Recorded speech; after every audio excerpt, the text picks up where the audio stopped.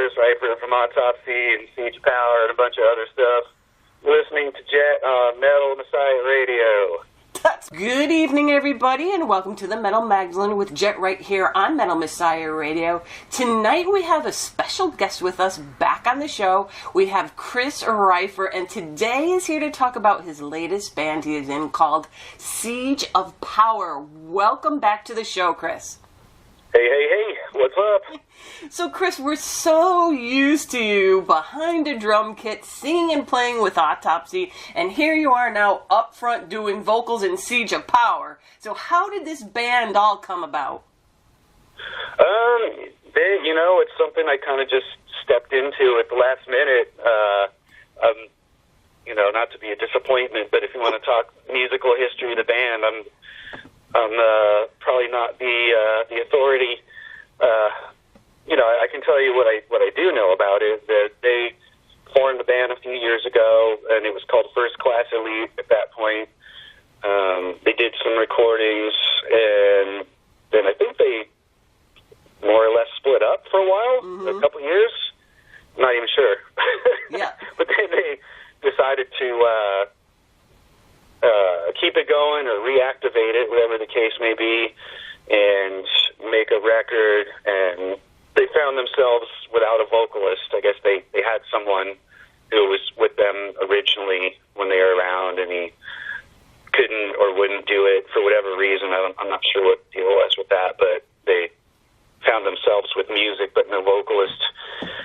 And I went to see Asphyx play over here in Oakland a while back, and we were hanging around, having some beers, just talking or whatever. And Paul, the guitar player, was like, "Hey, I got this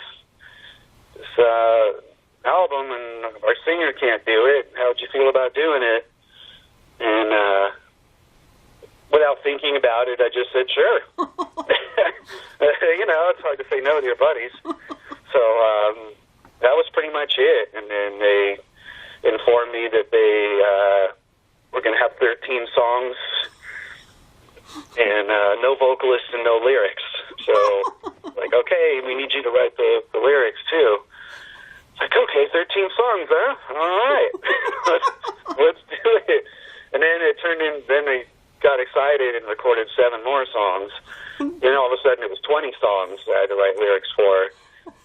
And this was at a time when I had a bunch of other things going on at the same time, which is like usual. Mm-hmm. And so it was kind of stressful, taking that on. I was almost questioning whether I had the time for it, but I made the time.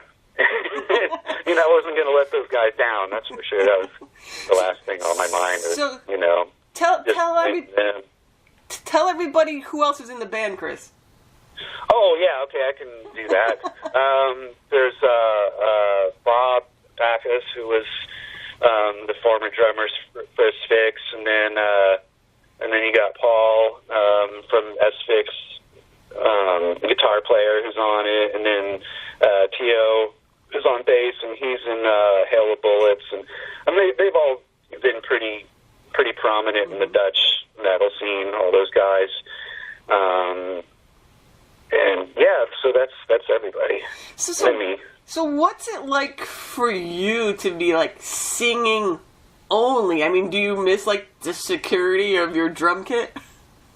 It was the same in terms of being in the studio, because with Autopsy or whatever, when I record the vocals, I do them separately, so it's the same as always, just me standing in front of a microphone with headphones on. So there's really no different, The only time it becomes different is live, with Autopsy. Then I have to do both at the same time. But in the studio, it's all separate, so it was the same as always. Just throw some beers down and start yelling and stuff.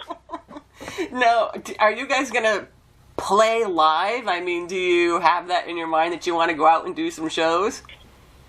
I have no idea. The way the project was presented to me is it was going to be a one album thing, no shows, just do the album and make it killer and something that later we'll look back on and be glad we did it.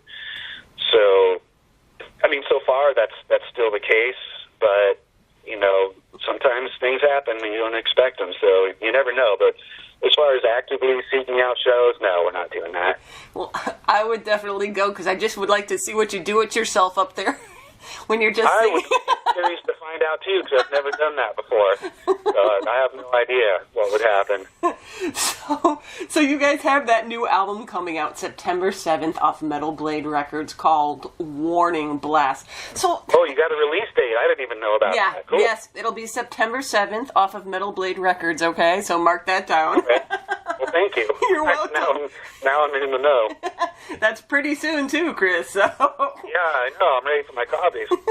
So now, I also read in one of the things that Metal Blade sent over that it only took like a couple of hours to write all the songs for this album. What the hell? What? Well, the music, I think they were pretty spontaneous in their approach.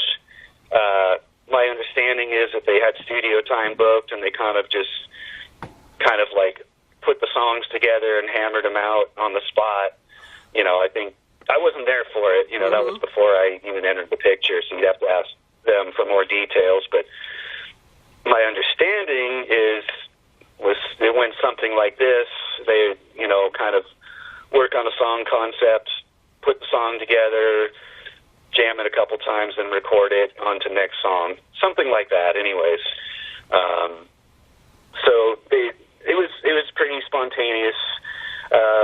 As far as my end goes, it was a pretty sizable undertaking, having to come up with 20 songs.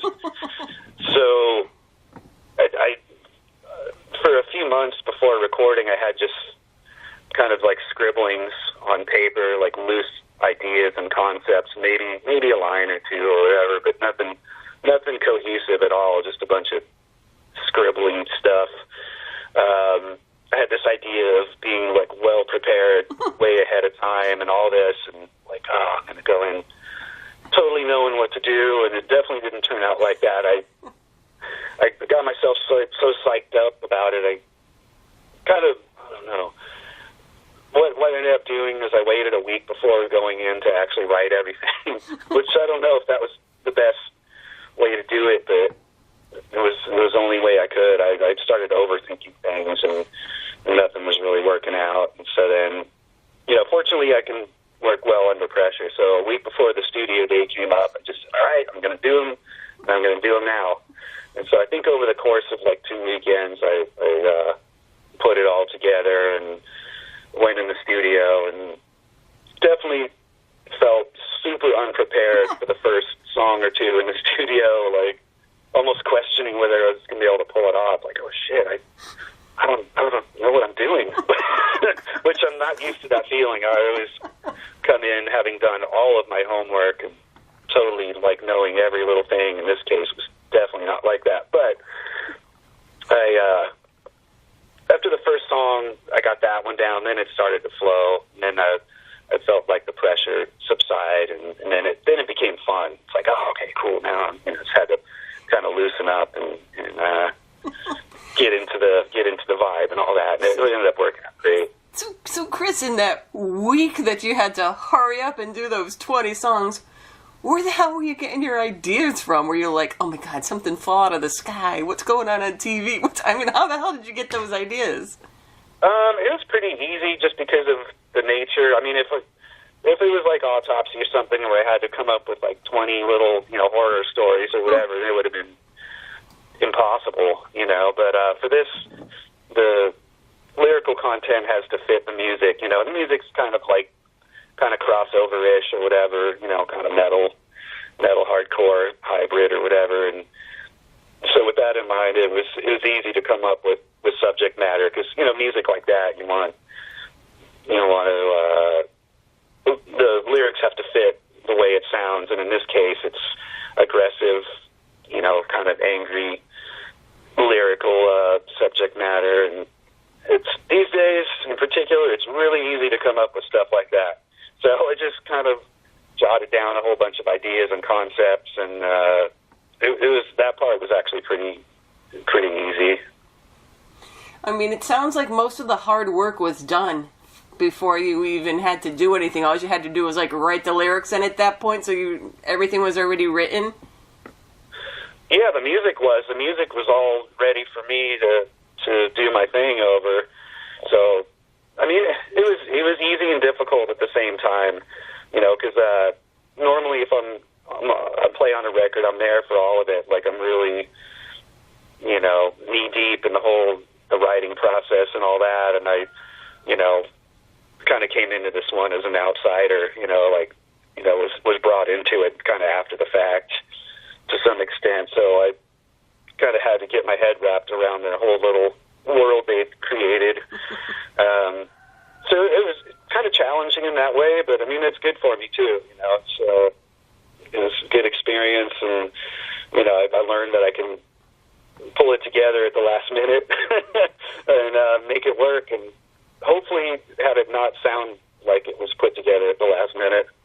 And was it weird for you to, I mean, like you said, usually you're part of like this whole process, but maybe it was better that you weren't part of the whole process, because maybe you would have been like, well, I wouldn't have played the drums that way, and I might have wanted Oh, no, I can't think about it like that. I mean, but they, this is what they wanted it to sound like, and I think they achieved that. Yeah.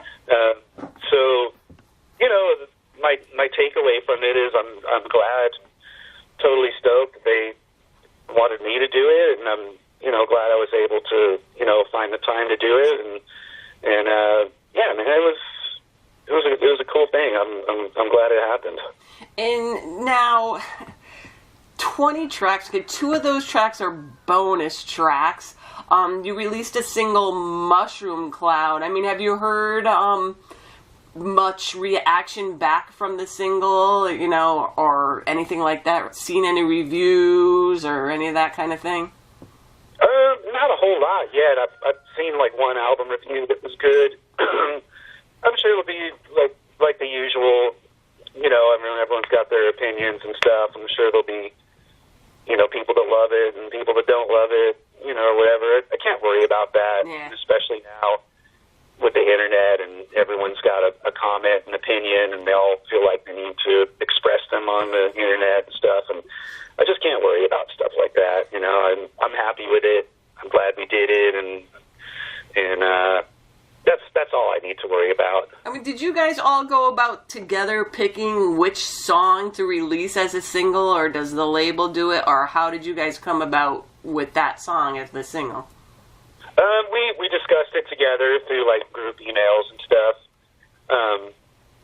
So yeah, we got to pick. And do you know anything about the cover art and the artist, Chris? I've seen the cover art. Yeah.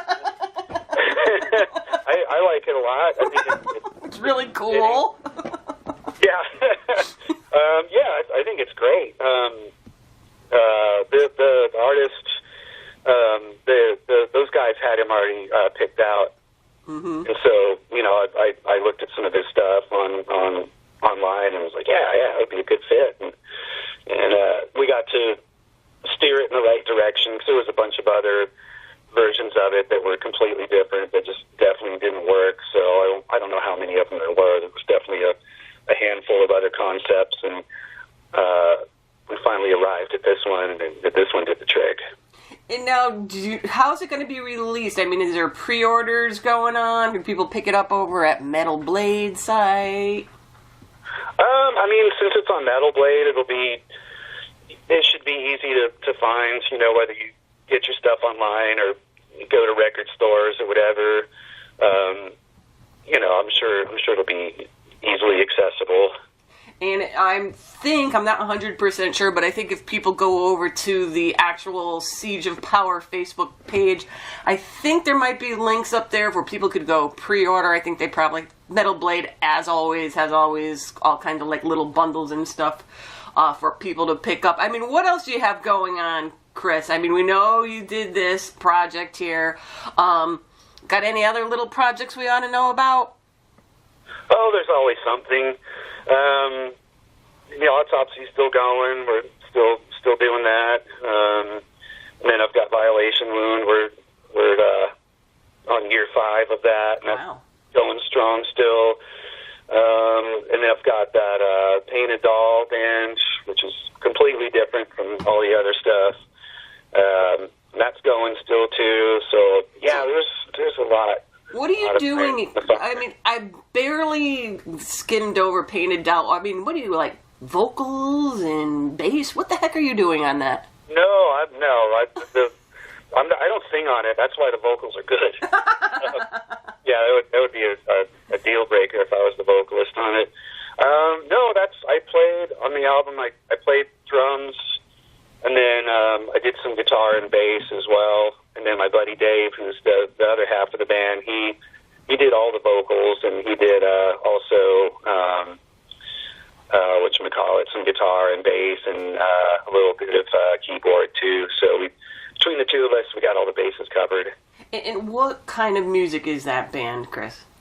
It's I'd say like rock with a psychedelic edge to it. Definitely not metal or punk or anything like that. Just straight ahead, pretty much psychedelic rock. And Chris, with all your gear and stuff, have you bought anything new lately? Nope. No, I don't. I'm not a gearhead. I don't talk about guitars or drums or brands, or I don't buy gear. It's just something that I need to use to create your music. Yeah, but I mean, if someone starts talking about like guitar pickups or drum heads, I'm probably going to leave the room because I just don't care. I mean, there's people that can talk about tuning pegs for 3 hours, and that ain't me. So have I bought anything lately? No. I'll only buy things if they break. So how old is your drum kit, Chris? I think I've had it for like 18 years. Oh. And I that particular kit, I only replace things when they break. If I could break a drum head, I'll replace it. I don't ever replace them when they get old. I just wait till they break. It's terrible, but that's how I roll. What kind of a set is it? What kind of a kit is it? Do they still make them anymore, Chris? Probably. It's a Premier Cabria, which is kind of like the low end for Premier, but Premier doesn't make bad drums. But I was obsessed with getting Premier because Keith Moon played them, so I was like, I have to get Premier drums. I went everywhere at all the local music stores, and no one had them or would be willing to get them for me. They're like, oh, well, here, we got this DW kit on the floor, you can buy that. I'm like, no, I don't want that. So I ended up actually finding a store that was willing to order them from England. And so I had to wait 6 months for them to show up because they actually had to show up by boat. And it was a happy day when they arrived. So that was probably one of the only times where I actually really wanted a piece of gear enough to do something like that to get it. But ordinarily, I just a guitar is something to play. I'm not a gear nut. So Chris, how long have you been in this music business now? Business? You mean in terms, being from the first band you were in, Death, whatever the heck it was. Oh, well, I mean, I've been playing in bands since I was probably like 14, I guess, whatever. I mean, the first, my first attempt at putting a real band together was probably 1983, something like that.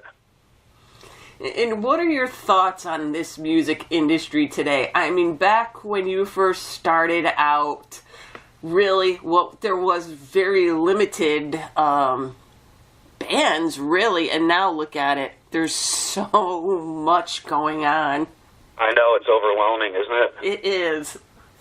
Is that your thoughts on it? Overwhelming? Yeah, I mean, it's impossible to keep up with all of it now, so I don't even try. It's just, in terms of bands, there's just millions and millions and millions. It's hard to, I think it makes it really hard to stand out amongst all the other bands these days if you're a new band up and coming. then you got your work cut out for you. You know, I mean, back in the older days, it was probably difficult as well, but for different reasons. There wasn't as many avenues and outlets for underground music, so you had to like really do the physical work to get it out there. You know, it's kind of like too easy nowadays. You know, you could form a band and record something at home and have it on the internet all on the same day if you want. It doesn't mean it'll be any good, but you can do that. You know, so and a lot of people do. So there's just so much out there. It's crazy. It's overwhelming. And Chris, as far as just like music in general, what do you usually listen to? I mean, what is like your go-to music? I don't have one particular go-to music. It just depends on what day it is. You know, I mean, my music tastes are all over the place. You know, I could be listening to the Faces today, or I could be listening to Battalion of Saints later today, or whatever. Just kind of all over the place. I don't have like one particular thing I'm into. My musical tastes are very moody and all over the place. I mean, do you have like a favorite band, whether it be for nostalgic purposes, or you just really, really love them? Not one in particular. I mean, there's just thousands. It just depends on what day of the week it is and what hour of the day it is, and I'll be fixating on something completely different. I've got like all my old favorites from like, childhood and teenage years and all that, which I still like, clear up to attempting to discover new things today. I'm always on the hunt for something new to listen to. I mean, put it this way, I ran out of room for new music years and years and years ago in my house. And I still keep buying it. It's kind of a problem in a way, but I love it. So, as with all your projects you have going on, do you have anything coming up for the rest of this year? Yeah, for sure. I mean, I'm doing. I got a couple shows I'm doing. Autopsy's playing Quebec Death Fest in October, and Violation Lean, we're playing a show in a couple weeks in Oakland. There's a couple splits coming out still that Violation Lean did. It should be out any minute now. Then, of course, the Siege of Power album, which is coming out next month. Trying to think if there's anything I'm forgetting about. There's always Autopsy reissues on the horizon. There's a couple more of those coming out.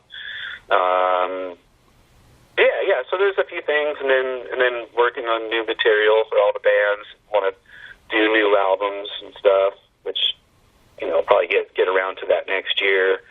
I've always got a lot of things happening at the same time.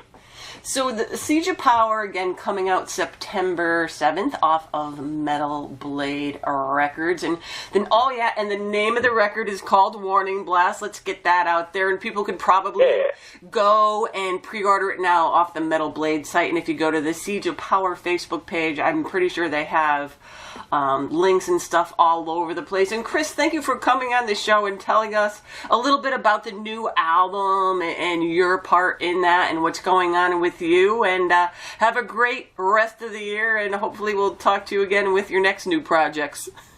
Sounds good to me, and hey, thanks. I appreciate it. Right on for taking time out of your day to talk to me.